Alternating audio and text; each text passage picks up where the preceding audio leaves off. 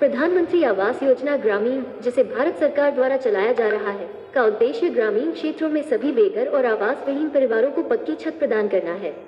योजना के तहत पात्रता सूची तैयार करने के लिए नए सिरे से सर्वेक्षण कार्य कराया जा रहा है ताकि सही लाभार्थियों को इसका लाभ मिल सके। इस संबंध में जिलाधिकारी रमेश रंजन ने मीडिया कर्मियों को जानकारी दी और योजना के प्रचार प्रसार पर जोर दिया। जिलाधिकारी ने बताया कि इस योजना का लाभ प्राप्त करने के लिए पात्रता सूची में नाम होना अनिवार्य है। सूची में शामिल होने के लिए परिवार को कुछ मानकों पर खरा उतरना होगा।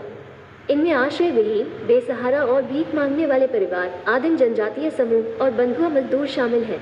इस योजना का अधिक से अधिक प्रचार प्रसार कराने के निर्देश दिए गए हैं ताकि योजना से पात्र लाभार्थियों को मदद मिल सके।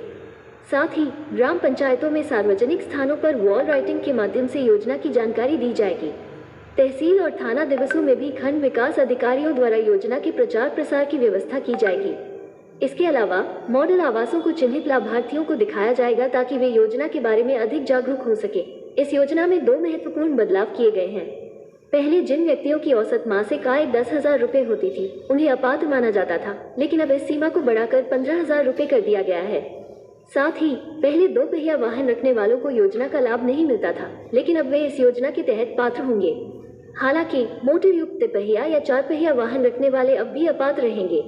देखिए उत्तर प्रदेश फिरोजाबाद से जिला संवाददाता दीपक शर्मा की यह रिपोर्ट। देखिए, प्रधानमंत्री आवास योजना जो ग्रामीण है, उसमें 2024-25 से लेकर 28-29 तक के लिए जो नए लाभार्थियों का चयन होना है, उसके लिए आज ये आप लोगों के साथ मीटिंग की गई थी। तो उसका मेजर पर्पस है कि जो आवास प्लस सॉफ्टवेयर है, उस पे अब नए तरीके से फ्रॉम स्क्रैच ग्रामीण जितने एरियाज हैं वहाँ नया सर्वे होगा।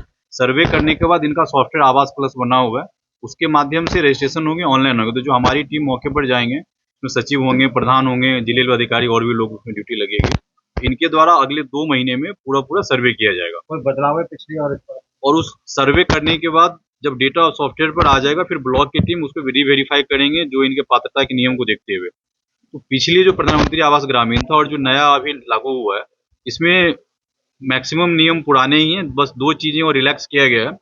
और पहले 10,000 रुपये से ज्यादा इनकम किसी का अगर मंथली था तो वैसे लोग अपात्रता की श्रेणी में थे, बट अब 10,000 से बढ़ाकर पर मंथ का जो इनकम है वो 15,000 रुपये कर दिया गया है। तो इससे काफी लोगों को राहत मिलेगी। इसके साथ ही जो दूसरा बिंदु था पिछले बार कि जो 2 पहिया वाहन थे, बेसिकली बाइक जिनके पास था, वो लोग इनएलिजिबल हो रहे थे। तो अब 2 पहिया वाहन को वहां से हटा दिया गया। जिसके पास 2 पहिया वाहन अगर है, सिर्फ 2 पहिया वाहन है, तो ऐसे लोग अभी भी पात्र हैं। अब पात्रता के लिए लगभग 10 कंडीशंस हैं, वही पुराने हैं। 2 चीजों को रिलैक्स करते हुए, जैसे अब मोटर युक्त तिपहिया या चौपहिया वाहन जिनके पास होगा, ये अपात्र होंगे। 50,000 रुपया इससे अधिक का क्रेडिट कार्ड अगर किन्हीं का है, उस केस में होता है।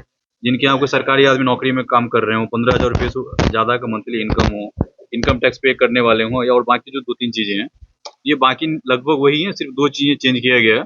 एक जो हमने पहले भी कहा था कि 15,000 रुपये से ऊपर जिनका इनकम है, उनको अब अपात्र किया गया। और दूसरा, जिनके पास बाइक अब पात्र वाले श्रेणी में आ गए, जिनके पास तिपहिया वाहन है, उससे बड़े वाले वाहन है, तो वैसे लोग अपात्रता भी जो पिछली जो 16,000 थे और उसमें से कुछ लोग अभी भवन नहीं पा सके हैं, तो क्या उनको फ्रेश अप्लाई करना है या वो कंटिन्यू करेंगे? उस 16,000 की सूची में 100% गवर्नमेंट सेचुरेट करेंगे। उसमें अगर कुछ जगह 30-35 केसेज भी जो पेंडिंग है, वो 16,000 एज इट इज कंटिन्यू चलता रहेगा। ये बेसिकली जो नई सूची बनेगी नए लोगों के लिए। सर, कुछ लोगों की किस्तें आ चुकी है सर, फर्स्ट पैकेज